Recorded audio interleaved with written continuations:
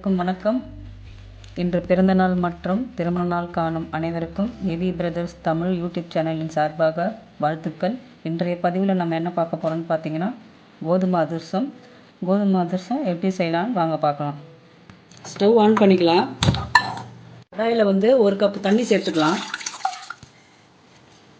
ஒரு கப்பு தண்ணிக்கு ஒரு கப்பு வெல்லம் சேர்த்துருக்கோம்.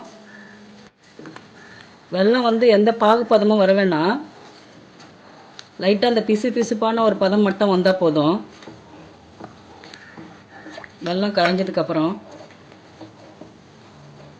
வெல்லம் நல்லா கரைஞ்சிடுச்சு, கொஞ்சம் திக்காயிடுச்சு. இப்போ 2 ஏலக்காய் தட்டி வச்சுருக்கோம், அதை சேர்த்துக்கலாம். அது கூடவே சுக்கு கொஞ்சம் தட்டி வச்சுருக்கோம், அதையும் சேர்த்துக்கலாம்.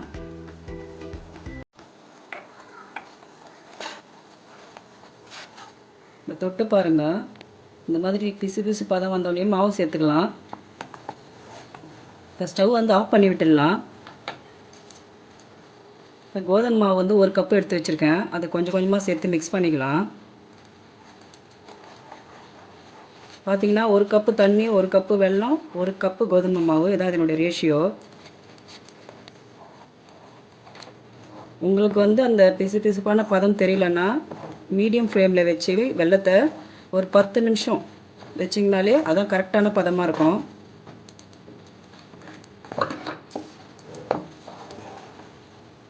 இந்த அதிரசத்துக்கு ரெடி பண்ண மாவு வேறு ஒரு தட்டில் ட்ரான்ஸ்ஃபர் பண்ணிக்கணும்.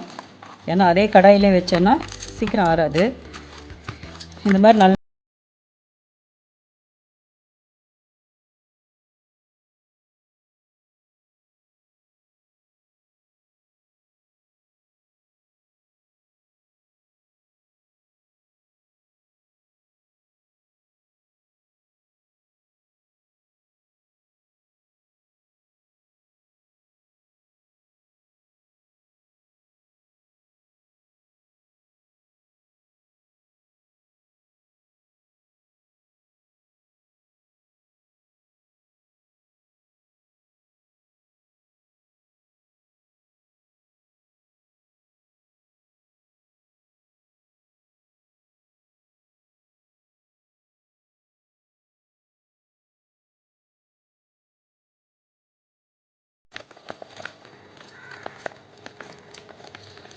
தட்டி வச்சுக்கலாம்.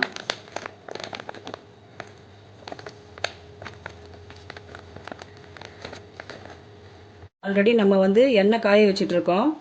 இப்போ தட்டி வச்சுருக்க கோதுமை அதிரசத்தை கொஞ்சம் போட்டு எடுத்துக்கலாம். இப்போ திருப்பி போட்டுக்கலாம்.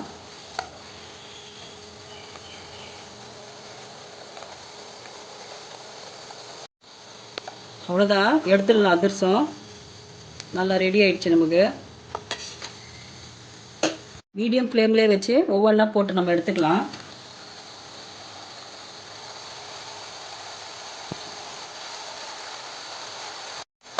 திருப்பி போட்டுக்கலாம்.